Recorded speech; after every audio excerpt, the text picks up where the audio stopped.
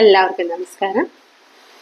നമ്മുടെ amazing academics എന്നുള്ള YouTube ചാനലിലൂടെ ഞാൻ നിങ്ങളായിട്ട് പലവിധ സ്കോളർഷിപ്പ് സ്കീമുകൾ ഇതിനു മുമ്പെല്ലാം ഡിസ്കസ് ചെയ്തിട്ടുണ്ട്. അതിൽ മിക്കതും തന്നെ കോളേജ് വിദ്യാർത്ഥികൾക്കുള്ളതായിരുന്നു. അതായത് ഡിപ്ലോമ, ഡിഗ്രി, BSc, BCom, അതുകൂടാതെ പോസ്റ്റ് ഗ്രാജുവേഷൻ വരെ പഠിക്കുന്ന കുട്ടികൾക്ക് വേണ്ടിയിട്ടുള്ള സ്കോളർഷിപ്പ് സ്കീംസ് എല്ലാം നമ്മൾ പറഞ്ഞിട്ടുണ്ടായിരുന്നു. പക്ഷെ ഇന്ന് വരെ നമ്മൾ ഡീൽ ചെയ്യാത്തൊരു ടോപ്പിക്കാണ് സ്കൂൾ വിദ്യാർത്ഥികൾക്കായിട്ടുള്ള ഒരു സ്കോളർഷിപ്പ് സ്കീം. ഇന്ന് ഞാൻ വന്നിരിക്കുന്നത് നമ്മുടെ central government department of higher education നൽകുന്ന national means cum merit scholarship എന്നുള്ളൊരു സ്കോളർഷിപ്പിന്റെ ഡീറ്റെയിൽസുമായിട്ടാണ്. ഇത് നമ്മുടെ ഗവൺമെന്റ് സ്കൂളിലോ അതല്ലെങ്കിൽ ഗവൺമെന്റ് എയ്ഡഡ് സ്കൂളുകളിലോ അതല്ലെങ്കിൽ ഏതെങ്കിലും ലോക്കൽ ബോഡീസ് നടത്തുന്ന ഗവൺമെന്റ് അംഗീകരിച്ചിട്ടുള്ള സ്കൂളുകളിലോ പഠിക്കുന്ന വിദ്യാർത്ഥികൾക്ക് വേണ്ടിയിട്ടുള്ളതാണ്. അതായത് 9ാം ക്ലാസ് തുടങ്ങി 12ാം ക്ലാസ് വരെ പഠിക്കുന്ന കുട്ടികൾക്കാണ് ഈ സ്കോളർഷിപ്പിന്റെ ആനുകൂല്യം ലഭിക്കുക. അതായത് അവർക്ക് 4 വർഷത്തേക്കാണ് ഈ സ്കോളർഷിപ്പ് എമൗണ്ട് ലഭിക്കുക. നമ്മുടെ മൊത്തത്തിൽ ഇന്ത്യയുടെ സ്റ്റാറ്റിസ്റ്റിക്സ് എടുത്ത് നോക്കുകയാണെങ്കിൽ 8ന് ശേഷം പല കുട്ടികളും, അതായത് നമ്മുടെ റൈറ്റ് ടു എഡ്യൂക്കേഷൻ ആക്ട് വരുന്നത് 14 ഇയേഴ്സ് വരെയുള്ള കുട്ടികൾക്കാണ്. അപ്പോൾ 8th വരെ ഫ്രീ ആൻഡ് കമ്പൽസറി എഡ്യൂക്കേഷൻ എല്ലാവർക്കും ഉണ്ട്. 9th തുടങ്ങുമ്പോഴേക്കും അവർക്ക് സാമ്പത്തിക ബുദ്ധിമുട്ട് കാരണം പല കുട്ടികളും സ്കൂളിൽ നിന്ന് കൊഴിഞ്ഞു പോവാറുണ്ട്. ഇങ്ങനത്തെ ഒരു ആസ്പെക്ട് കണക്കിലെടുത്തുകൊണ്ട് അവരുടെ സാമ്പത്തിക പരാധീനത മൂലം അവരുടെ വിദ്യാഭ്യാസം മുടങ്ങി പോകരുതെന്നുള്ളൊരു കാഴ്ചപ്പാടോട് കൂടിയാണ് ഈ സ്കോളർഷിപ്പ് അവർ ഇൻട്രൊഡ്യൂസ് ചെയ്തിരിക്കുന്നത്. ഇതിൽ ഒരു സ്റ്റുഡൻറ്റിന് ഓരോ മാസവും 1000 രൂപ വെച്ച് അവരുടെ പഠനത്തിന് ആവശ്യമായിട്ട് ലഭിക്കുന്നതാണ്. അതായത് 12,000 രൂപയാണ് പ്രതിവർഷം ഒരു കുട്ടിക്ക് ലഭിക്കുക. അപ്പൊ ഇത് എല്ലാവർക്കും തന്നെ അപ്ലൈ ചെയ്യാൻ സാധിക്കില്ല. ഇതിന് കുറച്ച് ജനറൽ കണ്ടീഷൻസ് ഉണ്ട്, അതല്ലെങ്കിൽ ജനറൽ എലിജിബിലിറ്റീസും ഉണ്ട്. അത് ഫുൾഫിൽ ചെയ്യുന്ന കുട്ടികൾക്ക് ഇത് അപ്ലൈ ചെയ്യും. ഇതിൽ പ്രധാനമായിട്ടും പറയുന്നത് നിങ്ങളുടെ വരുമാന പരിധിയാണ്. 3.5 ലക്ഷമോ അല്ലെങ്കിൽ അതിന് താഴെയോ വരുമാന പരിധിയുള്ള കുട്ടികൾക്കാണ് ഇത് അപ്ലൈ ചെയ്യാൻ സാധിക്കുക. ഇത് നിങ്ങൾ അപ്ലൈ ചെയ്യേണ്ടത് നിങ്ങൾ 8th സ്റ്റാൻഡേർഡിൽ പഠിക്കുമ്പോഴാണ്. കാരണം നിങ്ങൾക്ക് ഈ സ്കോളർഷിപ്പിന്റെ ബെനിഫിറ്റ് കിട്ടുക 9th സ്റ്റാൻഡേർഡ് നിങ്ങൾ തുടങ്ങുമ്പോഴാണ്. അപ്പോൾ ഈ 8th സ്റ്റാൻഡേർഡിൽ നിങ്ങൾ എക്സാം എഴുതിയിട്ടാണ് നിങ്ങൾ ഇതിനെ ക്വാളിഫൈ ചെയ്യുന്നത്. അതിന് വേണ്ടിയിട്ട് നിങ്ങൾ 7th സ്റ്റാൻഡേർഡിൽ മിനിമം 55% മാർക്കെങ്കിലും വാങ്ങി 8ലേക്ക് ജയിച്ചവരായിരിക്കണം.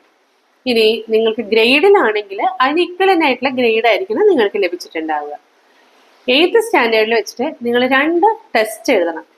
അത് മാറ്റ് എന്നും സാറ്റ് എന്നും പറയുന്ന 2 ടെസ്റ്റുകൾ, അതായത് മെന്റൽ എബിലിറ്റി ടെസ്റ്റും സ്കോളിസ്റ്റിക് എബിലിറ്റി ടെസ്റ്റും എന്നാണ് ആ ടെസ്റ്റിന്റെ പേര്. ഈ മെന്റൽ എബിലിറ്റിയിൽ വെർബലും നോൺ വെർബലും ആയിട്ടുള്ള ക്വസ്റ്റ്യൻസ് ആണ് ഉണ്ടാവുക. അതായത് പിക്ചർ ബേസ്ഡ് ആയിട്ടുള്ളതും സ്റ്റേറ്റ്മെന്റ് ടൈപ്പ് ക്വസ്റ്റ്യൻസും ആണ് ഉണ്ടാവുക. ഇത് നിങ്ങളുടെ ക്രിട്ടിക്കൽ തിങ്കിങ്ങും അതോടൊപ്പം നിങ്ങളുടെ റീസണിങ്ങും അടങ്ങാനായിട്ടുള്ള ക്വസ്റ്റ്യൻസ് ആണ് ഈ ഇതിന്റെ ഭാഗത്ത് നിന്ന് ഉണ്ടാവുക.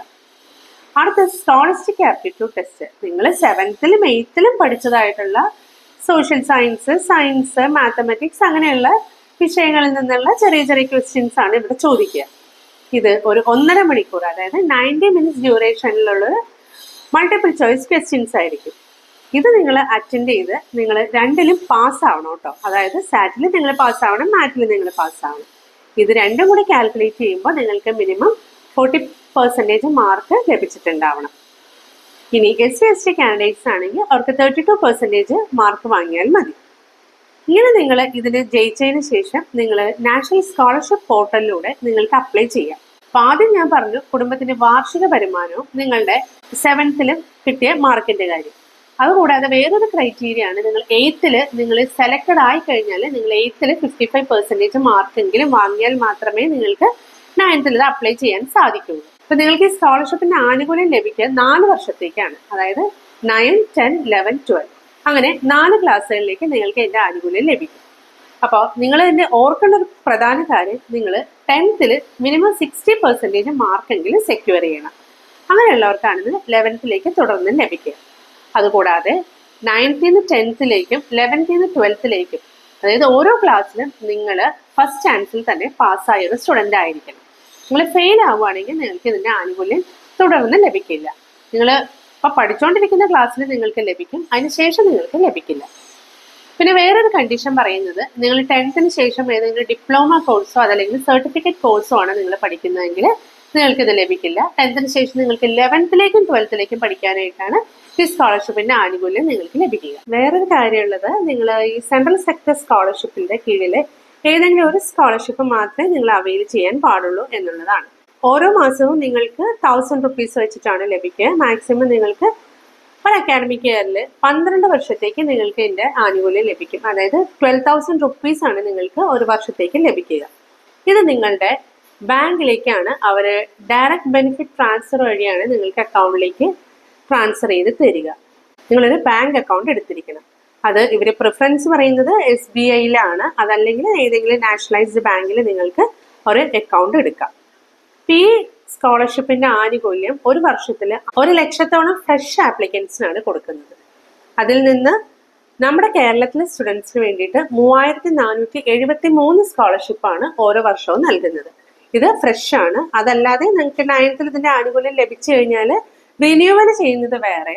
ഇത് ഫ്രഷ് ആയിട്ട് 3,473 പേർക്ക് ഒരു വർഷം ഈ സ്കോളർഷിപ്പിന്റെ ആനുകൂല്യം ലഭിക്കും. അപ്പൊ ഇത് അപ്ലൈ ചെയ്യേണ്ടത് അവസാന തീയതി 31/8/2025 ആണ്. അതായത് ഓഗസ്റ്റ് 31 മുന്നേ നിങ്ങൾ ഇതിന് അപ്ലൈ ചെയ്യണം.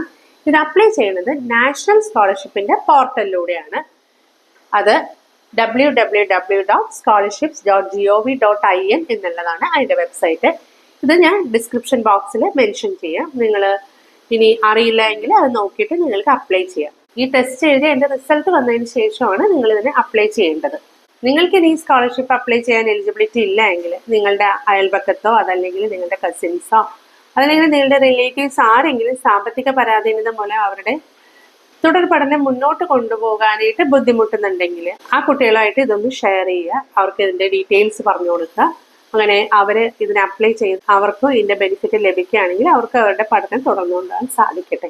പിന്നെ നിങ്ങൾക്ക് ഇതിനെക്കുറിച്ച് എന്തെങ്കിലും ഒരു സംശയം ഉണ്ടെങ്കിൽ അപ്ലൈ ചെയ്യുന്നത് എങ്ങനെയാണെന്നോ അതല്ലെങ്കിൽ എക്സാമിനേഷനെ കുറിച്ചിട്ടോ എന്തെങ്കിലും ആണെങ്കിൽ നിങ്ങൾക്ക് കമൻറ്റ് ബോക്സിലൂടെ എഴുതി ചോദിക്കാം. അപ്പോൾ ഇത്രയുള്ള ഇന്നത്തെ വീഡിയോയിൽ നിങ്ങളായിട്ട് ഷെയർ ചെയ്യാനായിട്ട്. അടുത്തൊരു വീഡിയോയിലൂടെ അടുത്തൊരു എഡ്യൂക്കേഷണൽ കണ്ടന്റുമായിട്ട് നമുക്ക് വീണ്ടും കണ്ടുമുട്ടാം. Until then, bye from Team Amazing Academics.